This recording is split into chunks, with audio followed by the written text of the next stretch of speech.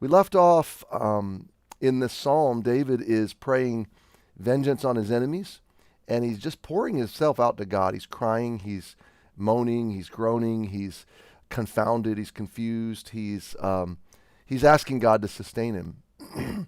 And the reproach that he's received from his enemies really have to do with his commitment to God. And that is in verses 7, 8, 9, 10, where we're seeing people reject David and mock his faith. And that is very true to our modern day experience. You'll have people that will scorn you and reject you and mock you and marginalize you, cancel you, if you really do take a stand or if you really do express that you have faith.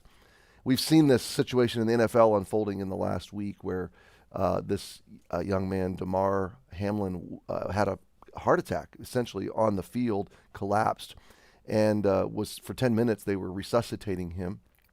He's, I think, doing well now, but now for the last week we've seen this massive resurgence of men on their knees on football fields, and literally sports commentators on mainstream broadcasts at ESPN praying on the live televised broadcast.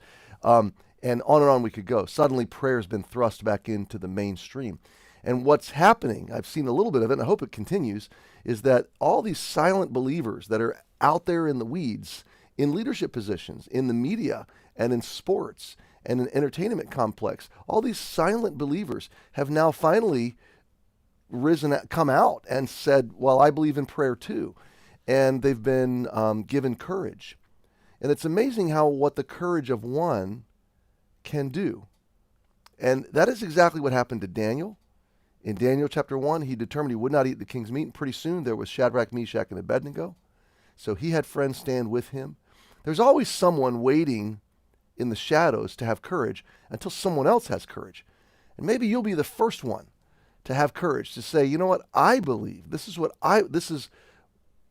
my friend, my Savior, my Lord, and I believe in the power of prayer. I don't know how God would use that in your life today, but David is being rejected because of his faith in God, but it's not preventing him from shamefully walking out of the city, but crying on God, calling on God. And that's what verse 10 says. That's where we pick it up today, quickly. When I wept and chastened my soul with fasting, that was to my reproach. So he's saying I wept and fasted and pursued God spiritually and was navigating this difficult time, but they reproached me even for that.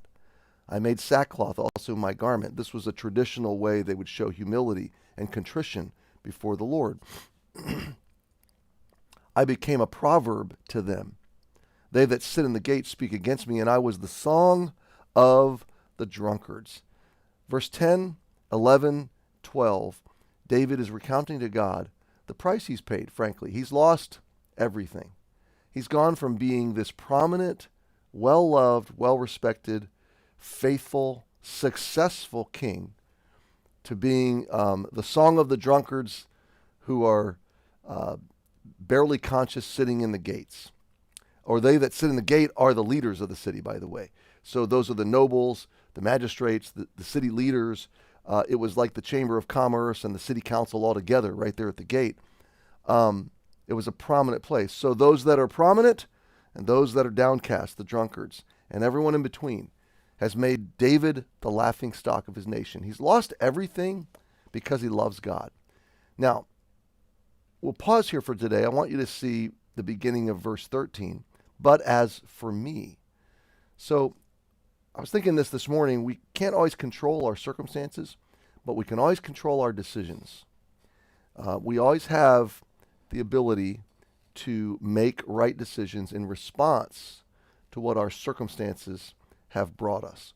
So David can't control all that's going on around him, but he can have this "but as for me" attitude. And so I want to leave you with that thought today, that you may not be able to control what's coming at you today, but you can certainly choose your response. And it can be godly, it can be patient, it can be looking up. It doesn't have to be griping and complaining and murmuring, and if it is, it should be to God. But either way, we're going to see the "but as for me" portion of this. When serving God or loving God costs you everything, hold on. That's not the end of the story. Got something in my eye. Hey, have a great day. We'll see you tomorrow.